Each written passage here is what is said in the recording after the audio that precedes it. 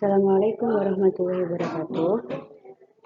Di sini saya atas nama Khofifatul Zahro akan mempresentasikan makalah saya sebagai berikut. Bagaimana sih sejarah perkembangan media? Perkembangan media mulai dikenal pada era zaman Romawi 60 tahun sebelum Masehi. Pada era itu, perkembangan media dimulai dengan munculnya surat kabar, Akta Senatus atau Akta Diurna Populi Romawi. Surat kabar pada zaman ini terbit setiap hari, memuai isi pengumuman dari Kaisar Roma dan berita-berita mengenai kegiatan kekaisaran yang ditempel pada pusat kota yang disebut Forum Romarum. Julius Caesar pada tahun 59 sebelum Masehi yang menerbitkan surat kabar ini dan bertahan hingga 4 abad lamanya sebelum runtuhnya kekaisaran Roma. Para pakar menyebutkan bahwa masa sebelum Akta Diurna sebagai masa prajurnalis dan setelah Akta Diurna sebagai masa jurnalis. Perkembangan media dimulai dengan media cetak.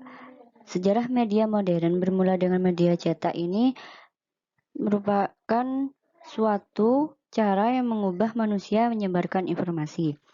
Tahun 1640 diterbitkanlah buku yang pertama kali untuk warga koloni Amerika, hingga muncul berbagai surat kabar di penjuru dunia.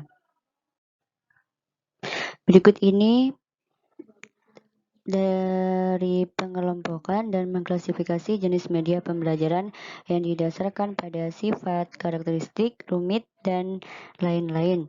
Yang pertama, oleh tokoh Wilbur Schramm mengklasifikasikan menjadi 3, yaitu media rumit, mahal, dan media sederhana.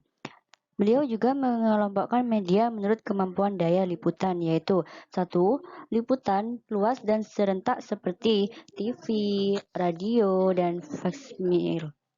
Terus yang kedua, liputan terbatas pada ruangan, seperti film, video, slide, poster audio, tape. Terus yang terakhir itu media untuk belajar individual, seperti buku, modul, program belajar dengan komputer dan telepon. Berikutnya oleh Robert Engels mengklasifikasi menjadi 7 kelompok, yaitu benda untuk didemonstrasikan, komunikasi lisan, media cetak, gambar diam, gambar bergerak, film bersuara, dan mesin belajar. 7 kelompok media pembelajaran tersebut dikaitkan dengan kemampuan memenuhi fungsi menurut hierarki belajar yang dikembangkan, yaitu pelontar stimulus belajar, penarik minat belajar, contoh perilaku belajar, memberikan kondisi eksternal, menuntun cara berpikir, memasukkan ahli ilmu, menilai prestasi, dan pemberi umpan balik. James and Dayton. Media diklasifikasikan menjadi 9 kelompok. Yang pertama, media cetak, media panjang, dan OHT, dan juga masih banyak lagi seperti penyajian multi-image, rekaman video, dan files dan komputer. Oke, yang keempat, Allens mengklasifikasikan menjadi 9 kelompok, yaitu visual, diam, film, televisi, objek 3 dimensi, rekaman, pelajaran terprogram, demonstrasi, buku teks cetak, dan sajian lisan. Di samping mengklasifikasikan, Allens juga mengaitkan antara jenis media pembelajaran dan tujuan pembelajaran yang akan dicapai. Allens melihat bahwa media tertentu memiliki kelebihan untuk tujuan belajar tertentu, tetapi lemah untuk tujuan belajar yang lain. Yang dimaksud itu, media ini akan menguntungkan apabila sesuai dengan tujuan belajarnya dan lemah untuk tujuan belajar yang lain. Beliau juga mengungkapkan 6 tujuan belajar, antara lain info faktual, pengenalan visual, prinsip dan konsep, prosedur, keterampilan, dan sikap. Setiap jenis media tersebut memiliki perbedaan kemampuan untuk mencapai tujuan belajar, ada tinggi, sedang, dan rendah. Yang kelima, Rudy Bratz mengklasifikasikan media berdasarkan unsur pokoknya, yaitu suara, visual, atau berupa gambar, garis, dan simbol, dan juga gerak.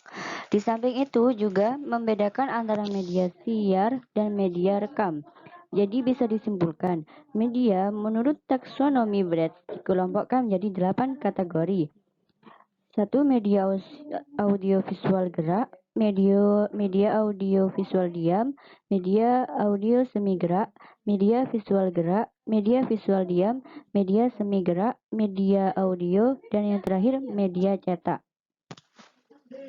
Yang keenam oleh Kiai Ahmad Rifai. Ia membedakan atau mengklasifikasikan media ke dalam 4 kelompok, yaitu media grafis atau 2 dimensi, misalnya gambar, foto, dan grafik. Media pemilihan media pembelajaran 3 dimensi, seperti contoh model susun dan model kerja. Media proyeksi, misalnya OHP dan media lingkungan. Yang ketujuh oleh Mary Thomas diklasifikasikan berdasarkan jenjang pengalaman. Yang pertama, pengalaman dari benda asli seperti bola. Yang kedua, pengalaman dari benda tiruan seperti gambar dan foto. Yang ketiga, pengalaman dari kata-kata, misalnya buku dan program radio. 8 oleh Edi Soefarno. Klasifikasi media berdasarkan karakteristiknya dibedakan menjadi 2, yaitu media yang memiliki karakteristik tunggal, misalnya radio. Terus yang kedua, media yang memiliki karakteristik ganda, seperti film, TV. Yang selanjutnya, klasifikasi media berdasarkan dimensi presentasi yang dibedakan menjadi yang pertama, lama presentasi yaitu presentasi sekilas, misalnya TV, dan presentasi tak sekilas, misalnya OHP. Yang kedua, sifat presentasi yaitu presentasi kontinu, misalnya TV, dan presentasi tak kontinu, misalnya OHP. Selanjutnya, klasifikasi media berdasarkan pemakaiannya. Yang pertama, yaitu media untuk kelas besar, kedua kelas kecil, dan belajar individual. Berdasarkan usia dan tingkat pendidikan pemakai juga bisa seperti contoh media untuk anak TK, SD, SMP, SMU, dan PT.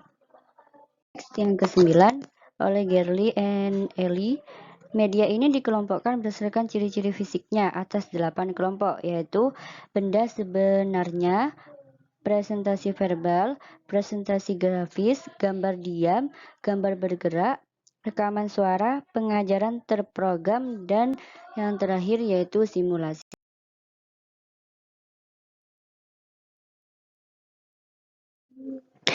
Baik, cukup sekian dari presentasi saya. Semoga bermanfaat. Wassalamualaikum warahmatullahi wabarakatuh.